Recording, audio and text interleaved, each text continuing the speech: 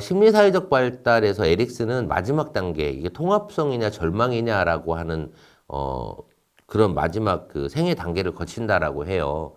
통합이라는 것, 힘든 일도 있었고, 슬픈 일도 있었고, 기쁜 일도 있었고, 뭔가 성과 있는 일도 있었죠. 하지만 그 인생을 통틀어 보니 그게 내 인생의 하나의 일부이더라라고, 좋은 것도 그럴 수 있고, 나쁜 것도 그럴 수 있어라고 통합해내시는 분이 있는가 하면, 삶이 분열되시는 분도 있어요.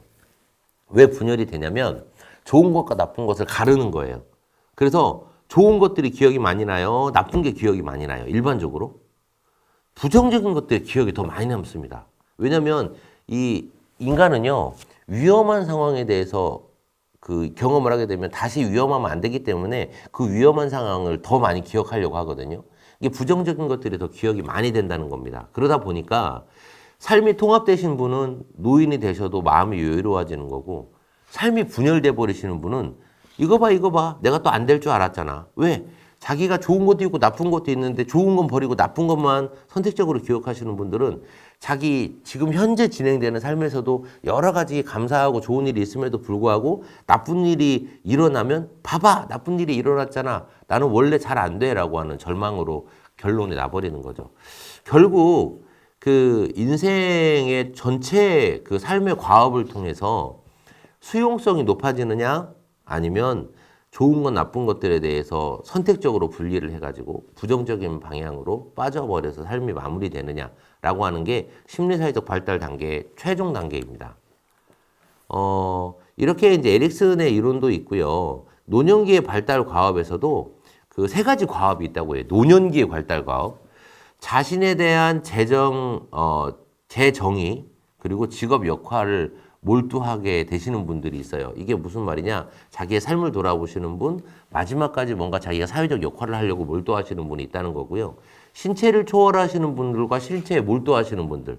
내가 좀 건강이 안 좋지만 그럼에도 불구하고 내 건강 상태에서 이런 일을 할 수 있어 라고 노력하시는 분들과 신체 상태에 너무 몰두한 나머지 신체 상태가 그 쇠퇴하는 거에 대해서 그거를 늦추려고 하고 건강해지려고 노력하고 막 이런 것들에 몰두하시는 분들이 있어요. 자아 초월에 대한 부분도 있고 자아 몰두에 대한 부분도 있습니다. 자아 초월은 뭐예요? 자아 초월은 본인이 살아온 삶이 있지만 그거보다 더 나은 삶을 살아보려고 더 노력을 하면서 이제 노년을 보내시는 분이 있는가 하면, 자아 몰두는 내가 살아온 경험이 이거기 때문에 이 안에서만 머물려고 하시는 분들도 계세요. 그래서 노년기 때 자기를 다시 정의해내거나 아니면 역할에 몰두하거나 또는 자기 신체를 초월하거나 신체 능력 제한 안에 갇히거나 또는 자기 자아 상태, 자아에 대한 자아상을 초월해서 발전하려고 노력하거나 아니면 자신에 대해서 그 수동적으로 그 범주 안에서 살려고 하거나 이런 노년기의 발달 과업에 따라서 네, 이렇게 생의 마무리가 결정이 된다고 하고요. 그 노년기 그 심리사회 발달에서 그 노년기로의 전환기가 있고 노년기가 있거든요. 이 과정이 있어요. 그러니까 노인이 되기 직전의 과정, 진짜 노인의 과정. 이 전환기에서 노년기를 얼마나 준비하느냐 이런 부분도 이 과정에서 되게 중요한 부분이 되고요. 노화와 성격 적응에 대한 유형이 있는데요. 노화를 받아들이는 성숙형이 있고요. 자기 노화를 받아들이기가 너무 어려워. 그래서 은둔하시는 분이 있어요. 그리고 무장형이라고 해가지고 자기가 그 방어적이 되시는 분이 있어요. 자기가 이제 노화가 되고 이게 그 정신이나 건강이나 기억이 예전처럼 이러지 않으니까 자기를 막 방어하는 거죠. 그렇지 않게 보이려고. 분노형도 있어요. 자기가 자기한테 막 화를 내는 거예요. 왜 화를 내요? 자기가 생각하는 자기의 상은 이만큼인데 여기에 자꾸 못 미치니까 자기가 자기한테 막 화를 내요. 분노를 하는데 이게 막 밖으로도 나가고 막 안으로도 나가. 이게 너 때문이야 라고 이제 분노하는 경우가 상당히 많고요. 이게 안으로 들어가면 자학형이 되고 밖으로 나가면 분노형이 됩니다. 결국은 성숙형이라고 하는 것, 인정할 건 인정하고 받아들일 건 받아들이고 할 수 있는 범주 안에서 네, 편안하게 삶을 영위하는 것이 이제 성숙형이겠죠. 숨어 들어간다고 해서 해결되는 것도 아니고 화낸다고 해서 해결되는 것도 아닙니다. 힘들면 힘든 대로, 아프면 아픈 대로 같이 얘기하고 걱정해주고 같이 만나서 뭐 안부도 물어봐주고 하는 관계들 속에서 성숙하게 본인이 그 안에서 기능하게 되는 그런 노년의 삶이 참 좋겠죠. 실제로 그 은퇴하시는 분들 보면 직업에서 물러나거나 사회생활에서 손을 떼고 한가롭게 지내는 것을 의미하잖아요. 은퇴도 이제 6단계가 있답니다. 은퇴 준비 단계가 있어요. 은퇴하기 위한 경제적, 사회적, 관계적 준비. 그리고 은퇴를 딱 하는 시점이 되죠. 은퇴를 하는 시점이 되면 여러분들 그 은퇴하시는 분들의 공통점 있잖아요. 내가 수고했으니까 나 쉬고 싶어. 그리고 엄청 쉬고 싶은데 사실 오래 쉴 수가 없어요. 왜 오래 못 쉬어요? 재미가 없어요. 이 놀이와 여가만 가지고 인간이 살 수가 없어요. 놀이와 여가 플러스 사회적 기능도 필요하고 내가 좋아하는 자기계발 활동도 필요한 거예요. 그런데 놀기만 해서는 즐겁지 않으니까 환멸이 와요. 그 환멸이 오면 이제 적응을 하게 되죠. 이 적응 단계가 뭐냐면 내가 할 수 있는 일을 찾으면서 내 행동 범위를 정하는 겁니다. 그러면서 은퇴 안정기 단계가 오고요. 이 은퇴 안정기 단계에서 이제 준비한 경제적인 부분, 이런 것들이 소비가 되고, 관계도 소비가 되고, 네, 이런 그 사회적 기능도 소비가 되면서 이제 은퇴 종결 단계가 된다고 합니다.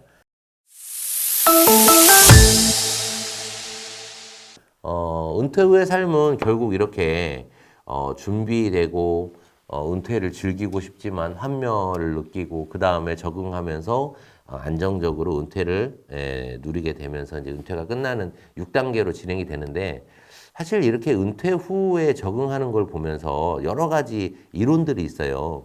은퇴를 위기로 보는 입장이 있거든요. 그래서 위기 이론 및 역할 이론이 강조가 되는데 이건 뭐냐면 노후가 되면 경제적으로 사회적으로 어려워진대.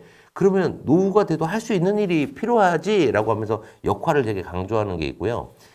이렇게 위기로 보는 사람 말고 기회로 보는 사람이 있어요. 이 기회로 보는 사람은 뭘 보냐? 활동 이론과 연속성 이론을 봅니다. 내가 돈을 벌기 위해서 활동하는 게 아니라 활동하다 보니 경제적으로도 보상이 좀 이루어지고 이게 지속적으로 되려면 어떻게 해야 되지? 이렇게 이제 기회로 보는 사람들의 시각이 다른 거죠. 위기다라고 걱정하는 것 물론 필요하긴 합니다. 하지만 이 위기가 지금 잘 준비하면 더 잘 될 거야 라고 할 수 있는 지금 활동에 몰두하는 것. 그리고 이 활동이 지속성을 가져갈 수 있도록 연결성 있게 활동하는 것, 이런 것들이 되게 중요하죠. 제가 아는 우리 어르신분들 중에 은퇴를 위기라고 생각했는데 기회로 바꾸신 분들이 있어요. 제 고향에서 활동하시는 분들인데 제가 그분들을 만났을 때 60대 초반이었어요. 은퇴하시고 뭐 하지? 이런 고민들을 많이 하셨는데 전국적으로 다 하는 거예요. 공공근로를 하셨거든요. 그런데 제가 그분들하고 이런 얘기를 했어요. 어르신들 공공근로 하면 맨날 청소하고 뭐 이렇게 풀 심고 이런 거 하시는 것도 좋은데 뭔가 의미 있는 거 해보면 좋잖아요. 그랬더니 의미 있는 게 뭐단가? 이렇게 물어보시더라고요. 그래서 제가 환경을 생각하는 그런 교통수단을 만드는 재생하고 고치는 일 어떠세요? 그랬더니 별로 그때는 의미 없어 하셨거든요. 근데 이제 그때 이제 자전거 고치는 거를 폐 자전거로 고쳐가지고 재생해서 이렇게 사용하면서 자동차 사용을 줄이자라고 하는 환경운동의 일환으로 자전거가 대두됐을 때가 있었어요. 근데 이제 그때 그 어르신들이 그 일을 하면서 그 일이 뭐 그렇게 중요한 일인가라고 생각하고 하셨는데 그분들이 지금 70대 중반이 됐거든요.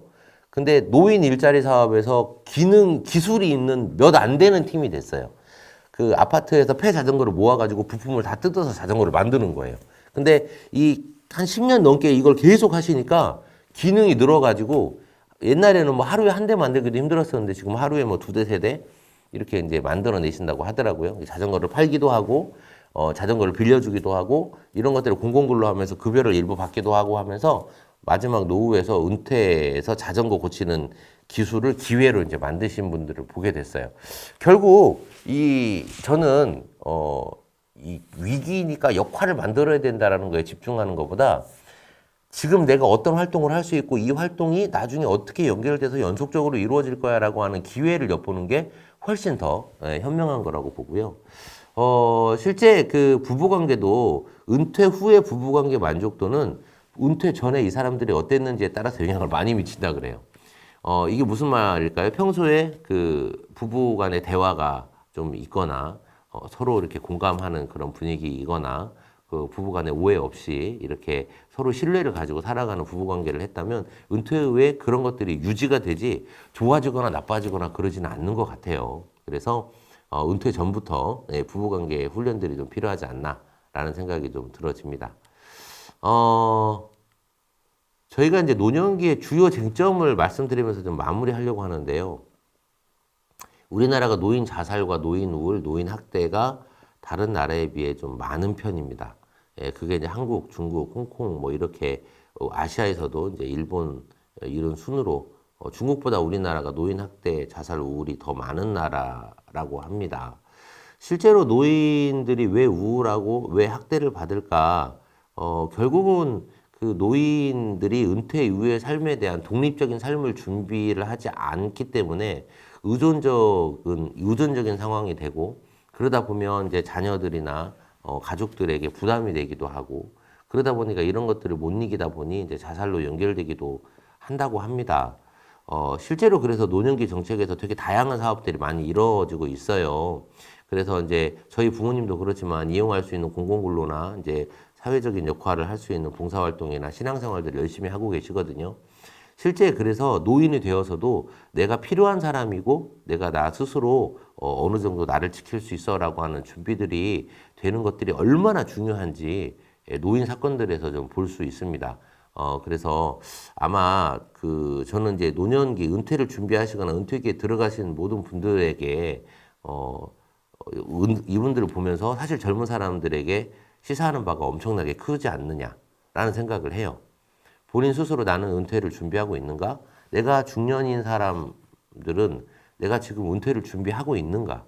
60세, 앞으로 65세 정도까지 이제 일을 하는 시대가 되겠죠. 노인이 많아지니까 아마 일을 더 길게 해야 되는 상황이 될 거예요. 그런데, 내가, 과연 지금 나이에 맞게 은퇴 준비를 잘 하고 있는가? 저도 요즘 그런 것들에 관심이 좀 늘어나고 있는데요. 여러분들도 준비된 노년을 맞을 수 있도록 여러분의 부부의 관계, 가족 간의 역할, 그리고 사회적인 관계, 경제적인 부분, 이런 부분들을 잘 준비하시기를 바라고요. 이런 부분에서 요즘 은퇴 유튜버들이 참 많으시더라고요. 노인분들도 많이 보시고 중년들도 많이 보는 걸로 알고 있습니다. 준비된 노인, 행복한 은퇴 생활을 즐길 수 있습니다. 하지만 준비가 되지 않은 노인은 힘들고 어려운 인생의 마무리를 살게 되는 걸 보게 됩니다. 서로 이런 부분 중요하게 여겨서 준비된 은퇴 생활 하실 수 있도록 하시기 바랍니다. 감사합니다.